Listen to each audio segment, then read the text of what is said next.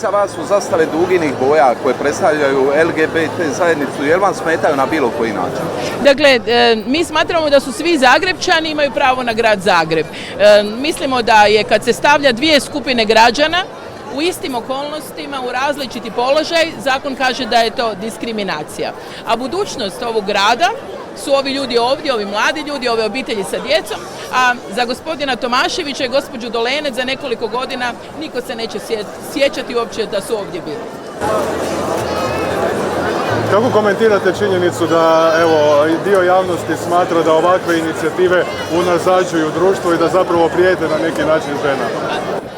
Mi smatramo da svaka inicijativa koja povećava zaštitu čovjeka je pozitivna i da ona jedino može doprinijeti napretku ovog društva, nikako njegovom unazađivanju.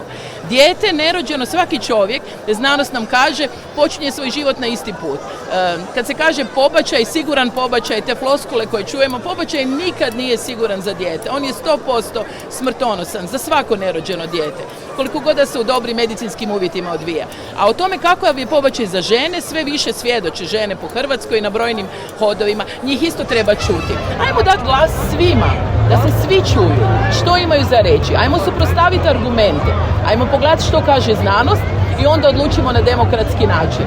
Bez blaćenja, bez laganja i bez ideologije. Danas je Hod za život u Vinkovcima, 2 nova grada, ukupno 15 gradova. Jeste zadovoljni rastom? Presretna. Tako mi je drago da danas i u Zagrebu i istoku Hrvatske hodamo zajedno za život, za nešto pozitivno, predivno, puno mladih ljudi i toliko sam zahvalna za priliku da svake godine upoznajem te nevjerojatne ljude po cijeloj Hrvatskoj koji volontiraju, daju svoje vrijeme, svoj novac, svoje znanje, svoju ljubav za promjenu klime i za promjenu zakona u Hrvatskoj.